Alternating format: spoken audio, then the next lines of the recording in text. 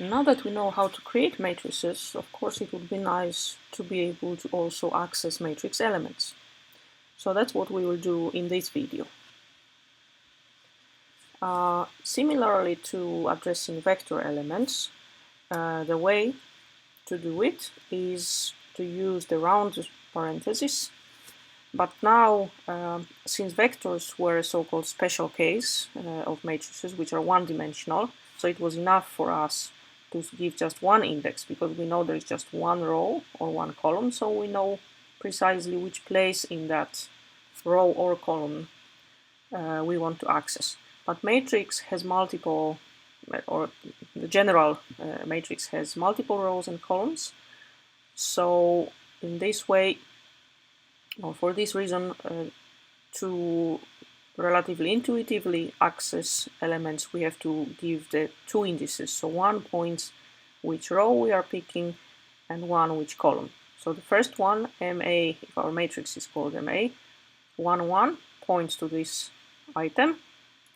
And for instance, MA23 means it's the second row and third column, which is 10. So remember, always rows first, and then columns. Of course, if you have a vector, it wouldn't be wrong to also point two indices, but then you have to be aware if it's a row vector, then you would have to say 1 and 3 in this case, for instance. So you know that if you use something else than 1 in here, the code will crash. It will say that index exceeds array bounds. And similarly, if you have a column vector, so it has just one column and many rows, and you want to access that third element, then you would have to do it in this way. All right, so a couple of examples here. So if we define that matrix, which we had on previous slide, so once again, definition is that we put every row individually and we separate them, for instance, using semicolons, or I could have dropped this down with enter. So then Matlab creates that matrix. It is all integers, so it shows them all in integer form. And now if I want to, for instance, modify some elements of a matrix, so for instance, I want to change this element to something else. So I pick this, or I kind of point this to Matlab, so I said mat31, and I assign a new value to it. So it would be different if I wanted to just pick it up and see the value. So I would just have to say mat31 without anything else. Then this value 13 would go to ans, or I could have assigned it to some other variable. So then I would get x equals 13. But when I do it in this way, so when this is on the left-hand side of my assignment operator, it means that to this place I am assigning a new value, which is 20. And that's why the new version of this matrix now is such that in that place we're actually seeing 20 and not 13. And here is an example that you can pick up elements of a matrix also and do operations on them in terms of using them in a calculation. So here we had mat31, which is now this 20, because mat is updated. So it's 20 minus 1, 2, so this is the element, 11, that's 9. So the result is correct.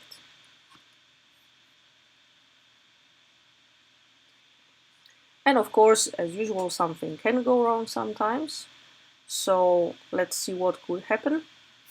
For instance, I have some variables, A, B, C, and then I'm trying to create matrix B, capital B, that is using some different values in here. So I get an error, undefined function of variable D. So now what I have to do, trace back what happened. So first I find where is D in my matrix? Well, it's there. Okay, so indeed I have tried to use a D, but in order to be able to use it, it has to be defined before, it needs a value. So I go back to my previous line and I check, I defined A, I defined B, but not, I defined C, but not D. So that's the reason why this operation is not possible. In the second error, we have a message that we are trying to concatenate arrays which are not consistent when it comes to dimensions. So I was trying to combine 3 rows, and it would seem like one of them is not fitting the size of the other, or maybe all 3 are different. So let's see. We have 1, 3, 4, and 8. So there is it's 1 by 4, the first one. Then I'm trying to make a new row, and again there is B471. That's also 1 by 4. And the last one, we start from 2, we take step 6, and we go to 8. So actually, what it means is that it will take 2, 8, and it will stop there, because the next number bigger by 6 is 14, but it's out of our upper limit here, which means that this one is only 1 by 2 and not 4. So you cannot make a matrix like this, because that would again mean that you have 4 elements here, 4 here, and only 2 here, which is not possible. Okay, and then we can also address matrix elements in bigger portions than just individual elements. And now, how do we do that? We use the colon operator. So once again, this colon is in a way related, or it must look familiar by now when we've been using loops and we were, for instance, saying 1 to 20. So it meant for Matlab that it should consider numbers from 1 to 20 with step 1. So 1, 2, 3, 4, and so on. Now, if we have a vector, then this kind of operation refers to all its elements. So it's basically the same if you just type V. But it's a bit different if V is a matrix. So let's write it capital V and this colon. So what will happen now is that Matlab would convert, for instance, if a matrix was 1, 2, 3, and 4, it would convert it into something looking like this: 1, 2, 3, and 4. That's how this colon operator works on a matrix. So you are referring to all its elements, but you're also telling Matlab to arrange all its elements in a column. And actually, sorry, I made a mistake. It's not if the matrix is 1, 2, 3. Let's write it again. 1, 2, 3, and 4. So the conversion will actually be this way. So it visits all the columns and puts them one under another. So under this column, it will take this one and put it in here. So that means that our matrix will actually be 1, 3, because that's the original first column, and then this one will be put underneath. So it's 2 and 4. That's how it works. Sometimes we may want to pick a range of elements of a vector which are somewhere in the middle. So that's where we use range like this. So for instance, if I have, let's now go to the code. If I have maybe vector v, which has some elements, and there is 8 of them, and I would like to create a new vector v1 which has only those elements of v which are from the, let's say, 3rd one up to 6th one. So I do it like this. So this operation tells Matlab consider all indices from 3 to 6, so 3, 4, 5, 6, and then pick those places or elements in those places from vector v. That's how we understand this. So there it is. These are from 3 to 6, these are the elements, and v1 indeed has those inside. Then when we look, one more thing before we move to matrices. Sometimes you may want, for instance, to pick elements until the last one, or second last, or so on. So it's not very practical to always look like, so how many elements are here? You don't have to count them or check from the workspace. You can refer to end element. So now this end, when it is pointed as an index, it actually means the last one. So how it works, I will create vector v2, into which I pick elements from v which start from fifth one till the last one. So now I don't have to worry how many there are. I don't have to count them. When I say end, it always means the last one. If you want second last, you would say end minus 1. So now when I type it like this, and at minus 1, I should see v2 has 3, 5, and 7. And that's what Matlab did. Okay, so now we can jump into two-dimensional matrices. So the rules are similar, but now remember that matrix has 2 dimensions, so you also have to give range of indices for each dimension separately.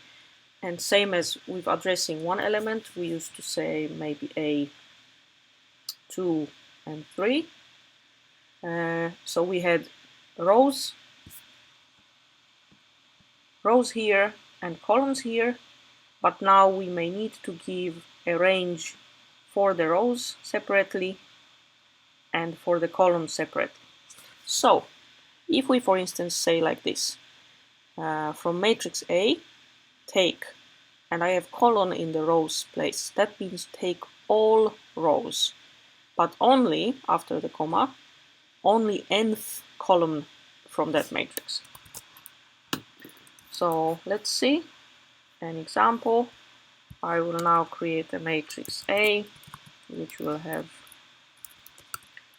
1, 2, 3, or maybe something bigger, 1 to 5, 6 to 10, and then 11 to 15, and